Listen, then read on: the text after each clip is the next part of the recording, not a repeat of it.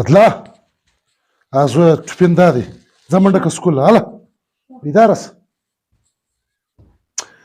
په دا هلک سر نه خلاصېږي پخوا بیا دا ټپین ویوړی چې د سکول له خوا به راتلی ډوډۍ به م وله په دا ټپین کې به سالن هم پکښې و اوس مې سر نه په خلاصېږي دی دا یوې هفتې څه چې ولاړ شي سکول له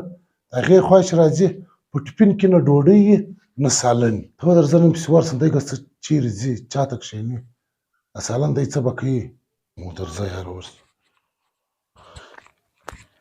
ها ټپنداري ته خپل سالن چې وخوره زه ځم سکول له خوا پر در راسم بیا د ساخن ځم کور ته ښه دا دې واخله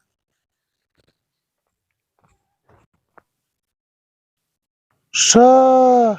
دی دا ټوپین دغه غریب هلک ته ورکوي زه ماریان یم چې روزانه دا ټوپین ولې خالي کور ته راځي دی دا غریب هلک ته ورکوي دغه یې خوري زه به د دا غریب خوښ سم سبا بیا دی کار وکړم چې دی به مې یاد ساتي چې ما چې خدای واره سار کړي زه دا سالن ته نن زار ور واچوم دا غریبه سزا خلاص کړم چې دا مړ شي او زما زوی خپل کار ته خلاص شي ها زویه منډه که زه سکول هله ورسه چې نن د دا هلک کار هم وشي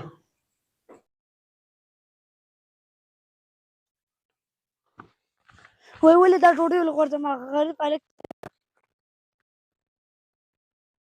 وخوره مهرباني دا ټفن واخله یا ما ته ډوډۍ ستا ټفن ته ویست ولې نو دا ټفن زه څه به وکړم راس ما ته دواړه پر ورځې ډوډۍ وخوره راشه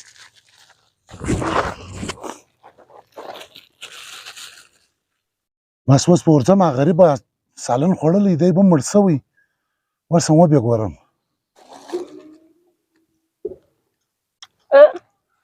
څه در وسه څه در وسه ای خلکو راس مدد را سره وکړه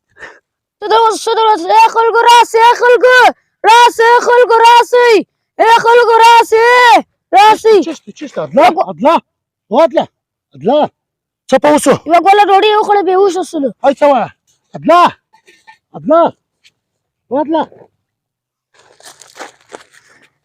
ملګرو دا کوچنی کلیپ ویډیو به مې کتلي امید کوم چې دا به مې خوښه شوي د دې ویډیو مې صرف دغه یو مقصد دی څوک د چا کمه غواړي د هغه سره به خامخا هغه کار کېږي که څوک د چا کمه نه غواړي د هغه سره به بالکل دا کار نه کېږي مبارکه میاشت را روانه ده کوشش به کوو چې یو بل سره به محبت کوو یو بل سره به مینه خورو ښه کارونه به په دروازه کې کوو ما به په دعاو کې نه یاروئ په دروازه کې چې هر ځای واوسئ آباد السلام علیکم